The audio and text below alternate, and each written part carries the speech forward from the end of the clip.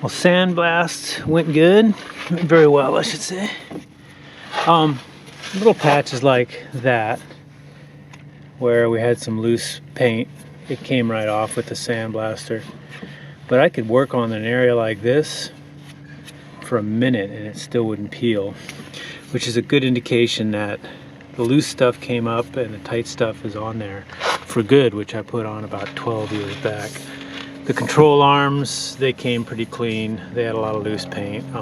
Probably still hit those with a wire brush and take off a little bit more aggressively because that shows so much. But overall, yeah, it's blasted out fairly clean under there. Rust prep, and then I'm gonna let that dry. Well, first I'm gonna wash it down, get more of the sand out. Then I'm gonna let it dry, hit it with the rust prep, let it dry, hit it with the primer. Okay, rust inhibitor sprayed over the whole body. I put in a pump sprayer this time. Hit everything, and you can see it's starting to react already. I painted that on with a brush because I didn't want to get it on the surfaces. I don't think it'll hurt it much, but avoided it. But this should react with any open metal like this.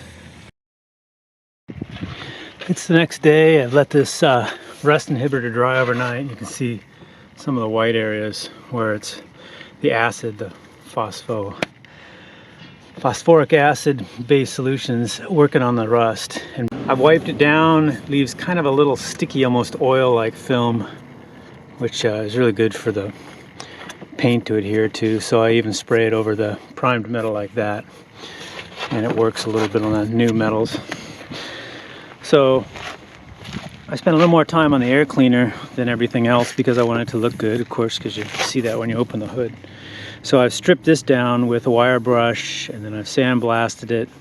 Then I painted it with the rust treatment, and then I came back with a bit of 600 grit and took it down smooth again. You can't tell by the video, but I don't want stuff to transmit up through there. I'll leave that a little rougher.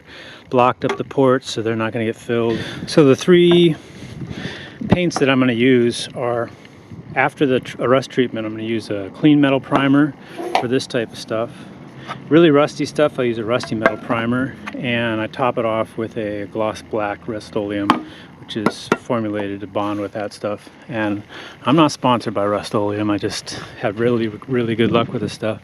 So another prep trick I did on the truck is I took a paste wax and I about a foot or so up the truck. It's actually a mold release I have from doing fiberglass work, but I've got that coated up the truck a bit so I can spray away and not worry about overspray affecting the paint. I'll probably end up doing the paint one day, but who wants a big overspray until then? So I'll work on it, touch up the fuel tank area and that sort of stuff when I get to the black, but right now it's primer. On the underside, I've got the muffler masked off because I don't want primer up on that and then have to burn it off. Anyway, it's all ready to go. It's wiped clean. It's rust treatment's on there, so it's a little sticky. Wiped down with a microfiber towel and ready to spray.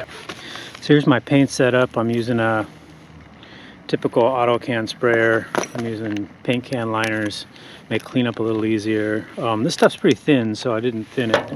Mineral spirits will thin this stuff down, but don't go higher than 5%. I did the warm it up in a bath of hot water first trick, and it seems pretty thin. I'll see how it shoots. If I need to, I'll add it up. A little extra, of course, eye protection, and if that works, I'm wearing SAS respirators. You can pick these respirators up for about 20 bucks online, so pretty cheap.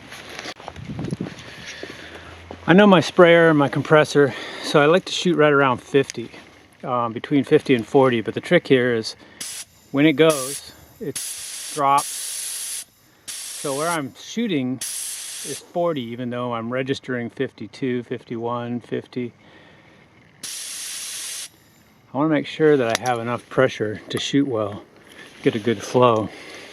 So I'm adjusting that so that it doesn't drop below 40. That's the trick. This is the body after I put the primer coat on. I hit it fairly lightly in most areas, with the exception of hitting it heavier in the frame and the areas that I thought were going to rust a little more, or have rusted a little more, like this bracket on the parking brake, that sort of thing. But for the most part, this already has a coating of primer that I did years and years ago. Rust-o-leum, heavy rust primer, more pink stuff, brown stuff, whatever color that is. And so I just wanted to kind of top coat it with primer. Again, I have a wax coat there. Keep the overspray down a bit. Spend a little more time in here. Go over it lightly first, real light first coat, like a tack coat. Let it work around the truck with that, and then work my way back with a heavier coat, and then focused on making these areas kind of pretty with the primer. Got a light first coat on the air cleaner, but I made one mistake. I moved the bar over there and sprinkled a little sand on it, so I'm gonna have to, I immediately stopped. I'm gonna wait for that to dry, and I'm gonna have to pick that sand out. Hopefully it just falls off. So the other area I wanted to cover without making this too much of a tutorial on how to paint is a cleanup station. Have that in mind before you start. And the solvent for this paint is a mineral spirits, so I have a can of new stuff and a can that I've marked used, old. And what I'll do is I'll immediately finish, I'll come over to my cleaning station with my gun. I'll take that cleaner bag out, which takes a lot of the paint out of the gun. I'll pour some of the used product in there, and mineral spirits in this paint has a certain feature that allows the paints to precipitate out at the bottom and the mineral spirits to float up to the surface. So if you pour lightly without shaking it up violently, you'll get fairly clean stuff. You can rinse it out, spray it. Spray, spray, spray, spray, spray. And then go back, wipe it down, and then put in the good stuff. And spray, spray, spray, spray, spray. And after all that's done, take this head off and soak that head down. I mean, these tank sprayers are so cheap, they're almost disposable, but they're also extremely easy to clean. So just put that down in the tank with some fresh stuff and clean all those tiny little air ports out of it. Today's project is mounting these taillights. Pretty simple Chinese LEDs for 20 bucks off Amazon. Fit perfectly in the old system I had for a bumper. Bar strap, it's just zip tied in now, gets tack welded when I do welding. So rigged into the Toyota system is a little tricky because of course LEDs didn't exist in 1986. So what you have to do is, once you get all the wiring figured out, and it's not that difficult, it's 5 leads each side, you have to replace the original Toyota flasher, part number 1661 Denso, I think that's not original, with an LED that has a slower tick rate, or more resistance anyway. Don't forget that it comes with a separate lead that has to be attached as a ground, so clean up your ground and make a good ground out of it. You have to trim the fuse box, so snippy snip to get that in there tight. A little bit of work, but really sweet LED stuff. I'm going to go back up underneath here, and the white primer is now dried for about 24 hours, and I'm going to spray it with a coat of high gloss black. So we're back in there. Pretty fast work. Just waiting for the driest, warmest part of the day because I'm in the Northwest and it's never warm and dry. Ever. Almost ever. Alright, here it is, the end of the day.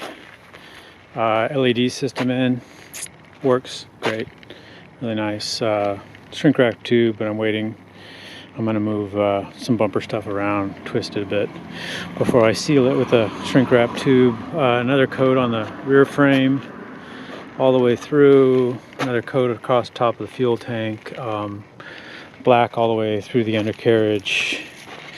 A little more time on the control arms. All gloss black. Gloss black under there. Bumper is going to be done with the top kit, so waiting off on that all through, but yeah, successful. LED system was difficult, but not impossible if you know a little bit about electronics. And got the sway bar painted out. Okay, here's the air cleaner. Air cleaner cover, did a little finer job on that because I'm going to use it for a while. Yeah, I may replace it with a Weber one day, but for now I've got to look at it every time I open the engine, so I did a little nicer job than I would on the undercarriage. Still not perfect because it's a backyard job. Cold weather causes a bit of orange peeling in the paint, so it's not going to be a champagne job, but definitely a decent bourbon type of level. Pop it out of reverse. So here's the walkthrough with the light system. Reverse, turn signals, lights, and brakes. Cool. We're in. Here we are. Next day. All the paint's been sprayed out. Black wheel well. That's coming in very well. Anyway, pretty dark.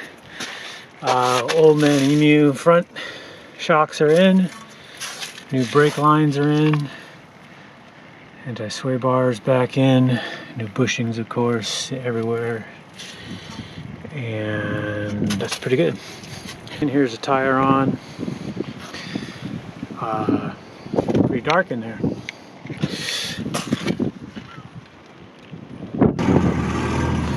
Alright. Got vacuum lines off of it. Just firing it up. Warm it up. Get the vacuum lines back on it. Clean the carb a bit. Go put some fuel in it. Alright, here it is. Wheels on the ground. All the front suspension's done. And the front brakes, brake lines are done. It's wired. Got the new air cleaner in it. New painted air cleaner. Old painted air cleaner. Looks pretty good for a backyard job. A little orange peel, but nothing serious. Little scuffs here and there. It's going to get worse. And probably tear it off one day anyway. And all the vacuum lines, I hope, are in the right spot, and I'll know when I turn the key. Wheels on. Always nice when you tear down the engine a little bit. Find some vacuum leaks that weren't even looking for you.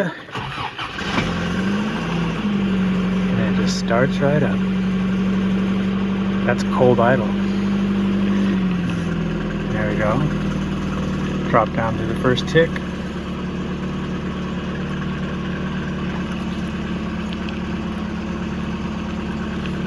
Perfect. Little vacuum leak was messing me up before. Found it when I put the air cleaner back on. Solved one big problem.